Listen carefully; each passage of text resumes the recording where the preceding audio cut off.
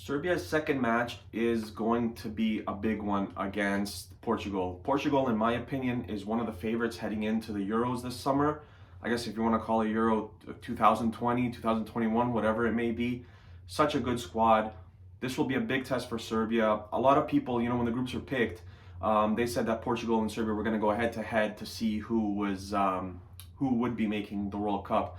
And this match is already the biggest match thus far in the group. So Portugal got a 1-0 win against Azerbaijan, and I believe it was an own goal.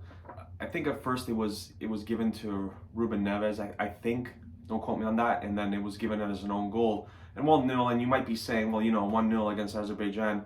Don't be fooled. Azerbaijan has been known to pull out some results, whether it's drawing big teams or just losing in the last minute or even getting wins. So they're no slouches by any stretch of the imagination. But I have some of the stats here from the match. So 29 total attempts for Portugal, 14 on target, 9 off target, 6 blocked. They completed 665 of 754 passes, which is 88% passing accuracy. And with the players that they have on the squad, it's no surprise that it's that high. Whereas Azerbaijan only completed 275 for 74%, 68% possession for Portugal, which is pretty much what you would expect. 42 ball recoveries, a number of block shots. So it's everything that you expect. Portugal ended up winning. I haven't had the time to watch the highlights from that match as of yet, but I will take a look at them prior to the Serbia match. One thing I would like to point out, though, Bruno Fernandes came on, João Felix came on, and Diego Jota didn't play at all. So what I've noticed already, even though, we're a match in, a lot of the head coaches are kind of dispersing the playing time, especially the teams who are very deep. So like a Portugal team that's deep, Serbia is decently deep. I don't even know if that's a word. Serbia is fairly deep, so they're kind of distributing the playing time. So I know Serbia has 3 matches in about 7-8 days, so it's very important to disperse the playing time. So you're gonna see a number of different lineups being used. The one thing I would say is with Portugal, Ruben Diaz is obviously gonna be one of the center backs there. Rui Patricio is out. I should mention that. Rui Patricio, Rafael Guerreiro, and Pepe are all 3 of those guys are out. So I think I mentioned this before. That's 3 guys out of their back 5, if you want to call it. The 4 defenders and then the goalkeeper. And then Duarte, I believe, was the center back who paired Ruben Diaz. I think that Font will come into that position and play. Mendes was on the left, and João Cancelo was on the other side. I think it's going to be Cancelo, Diaz. I think Cedric Suarez is going to come into the lineup, and like I said, Font in the back line. Now, that second center back, Font, I think that's where Serbia will look to do a bunch of damage, or even on the wings, to tell you the truth. I think if Pepe was in there, it'd be a much different situation. Pepe's had a great resurrection, if you want to call it, with Porto this season. And then look, the front 3 with Ronaldo and whoever else is up there, that midfield battle is going to be very important. Again, Portugal is so deep. I don't even know where they're going to throw out. Most teams kind of have their best 11 that they can throw out. I think for Portugal, like many other teams, there's more than just the best 11. There's a lot of players you can plug into this lineup and they could produce right away. We always forget about Bernardo Silva, I think, just because he doesn't play too much for Man City. He hasn't played much this season, or less than he thinks he should be playing. But guys like that, João Felix as well, hasn't been doing that great at Atletico Madrid. He might be looking to move from the club. And then obviously there's Ronaldo there, and you got Raul Montinho in the midfield, and Ruben Diaz and Renato Sanchez, and the list goes on and on and on and on. So now when I look at Serbia, I think there could be anywhere from 4 to 6 different changes that could be made.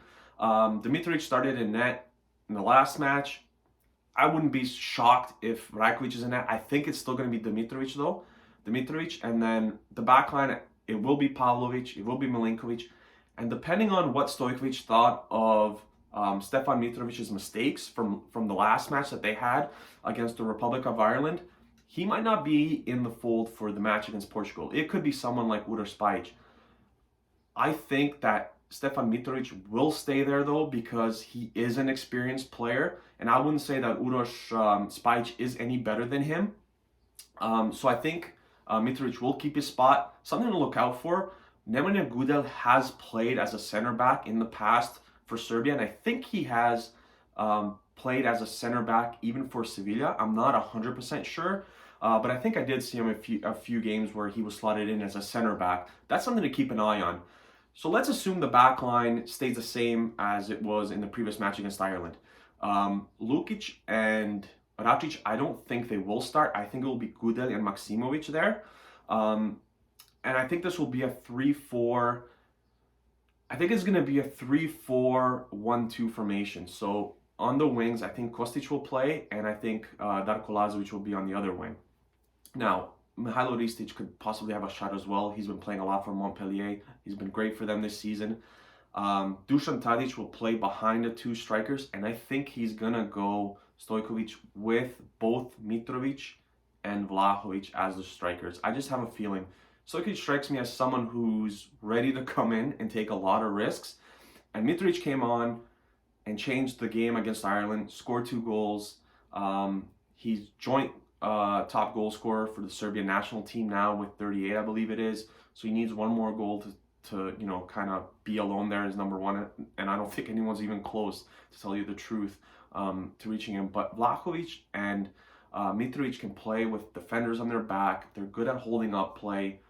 It's going to be very important that Tadic supports them up top. I'll say one thing: if Gudel does move to center back for whatever reason, I don't think he will. I can see Maksimovic and probably Lukic in the midfield pivot there. Now, there's plenty of options. Like Sergej Milinkovic-Savic is another player that I talked about before. I said that he didn't really fit into.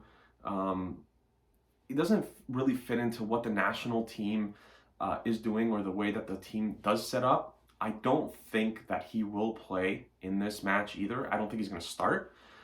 So I think that possibly Mitrovic and Vlahovic up top will be the choice.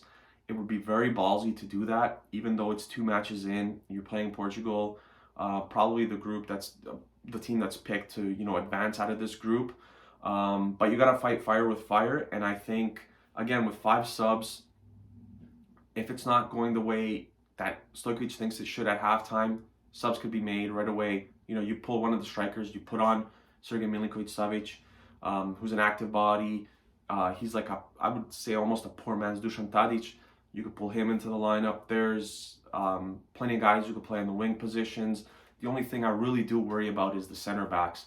I'm not personally a big fan of 3 center backs, and with the speed that Portugal has, I think that's where Stefan Mitrovic lacks a little bit. I think Milinkovic and Pavlic should be able to keep up with that speed, and I'm not saying they have blistering speed, but they have very good speed for center backs. I think they should be able to keep up with those guys. In terms of a prediction, I think a draw would be great for Serbia here. If you could get a win, you're over the moon. I think a lot of people pretty much expect Serbia to lose because of how good Portugal really is. So I'm going to say a draw. I'm going to say 2-2. And I'll pick Tadic and Vlahovic to score the goals for Serbia. I'll take João Felix for Portugal, and I will take Bernardo Silva with the other one for Portugal. So that's 2-2 is my prediction. If that result does hold up, Serbia and Portugal will be top of the group with 4 points each. No matter what happens the other match, because Ireland has 0 points, Azerbaijan has 0 points, and Luxembourg has 0 points, so it doesn't really matter kind of what happens the other matches. But again, this is a huge match. Whoever wins this is pretty much, I don't want to say in the driver's seat to win the group, because they still have to play each other one more time, and Portugal still has to play Ireland twice, and Serbia still has one more match against Ireland, which will be in Ireland. So Ireland's kind of the team that could kind of disrupt this entire group, and I think Luxembourg could do that very well as well, and even Azerbaijan, if we're being serious. They only lost 1-0, and I know I quickly told you guys the stats for the match against Portugal, but you just never know. And like I said, we've seen Azerbaijan do great against some teams. So let me know below in the comments what you think the starting lineup could look like, your score predictions, goal scorers, whatever you guys like.